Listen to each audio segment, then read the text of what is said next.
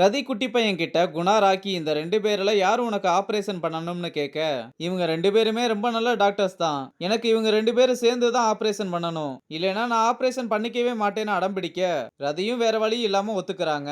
அப்புறம் அந்த பையனுக்கு நல்லபடியா சர்ஜரி பண்ணி முடிக்கிறாங்க.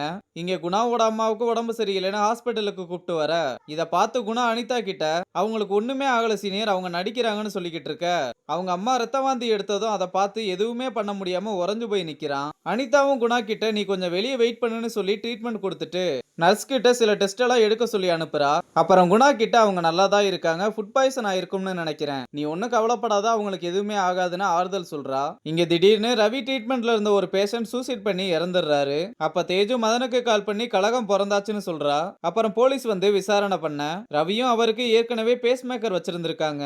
அந்த பேஸ் மேக்கரை சுத்தி திராமஸ் ஃபார்ம் ஆயிருந்திருக்கு. 2 நாளா இங்க தான் மெடிடேஷன்ல இருக்கும்போது நார்மலா தான் இருந்தாரு. திடீர்னு எதனால இப்படி நடந்துகிட்டாருன்னு தெரியலன்னு ஒரு மாதிரி பதட்டமாவே சொல்லிக்கிட்டு இருக்கும்போது மதன் வந்து போலீஸ் கிட்ட இதுக்கு காரணம் ஹாஸ்பிட்டல்ல தப்பா ட்ரீட்மெண்ட் கொடுத்ததுதான்ற மாதிரி போர்ட்ரேட் பண்ணிக்கிட்டு இருக்க, அப்ப அர்ஜுன் மதனை தடுத்து உன் கூட கொஞ்சம் தனியா பேசணும்னு சொல்லி கூப்பிட்டு போறான். இந்த நேரத்துல நீங்க ஹாஸ்பிட்டல் பக்கம் நிக்காம ஹாஸ்பிட்டல் தான் இதுக்கு காரணம்ன்ற மாதிரி பேசிக்கிட்டு இருக்கீங்கன்னு கேட்க, நான் ஹாஸ்பிட்டல்லாம் காரணம்னு சொல்லல, ட்ரீட்மெண்ட் கொடுத்தது தான் தப்புன்னு சொல்றான். இதை கேட்டு அர்ஜுன் கோபமாக ரவி தான் பொறுமையா, சார் ட்ரீட்மெண்ட்லாம் கரெக்டா தான் கொடுத்துருக்கேன், நம்ம கிட்ட எல்லா ரெக்கார்ட்ஸுமே இருக்குன்னு சொல்லிக்கிட்டு இருக்க, போலீஸ் வந்து ரவியை ஸ்டேஷன்ல வச்சு விசாரிக்கணும்னு சொல்லி கூப்பிட்டு போறாங்க.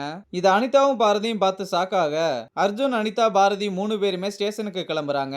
அர்ஜுனும் எஸ்ஐ கிட்ட பேசிட்டு வந்து ரவியை இப்போதைக்கு விட மாட்டாங்களாம், ஹையர் ஆபீசர்ஸ் யாராவது வந்ததுக்கு அப்புறம் தான் விட முடியும்னு சொல்லிட்டாங்கன்னு சொல்ல பாரதி ரொம்பவே கஷ்டப்படுறா. அப்ப குமார் சாப்பாடு வாங்கிட்டு வர அனிதா தான் அதை தட்டுல எடுத்து வச்சு பாரதியை கன்வின்ஸ் பண்ணி சாப்பிட வைக்கிறா. இதோட இந்த எபிசோடையும் முடிச்சிருக்காங்க.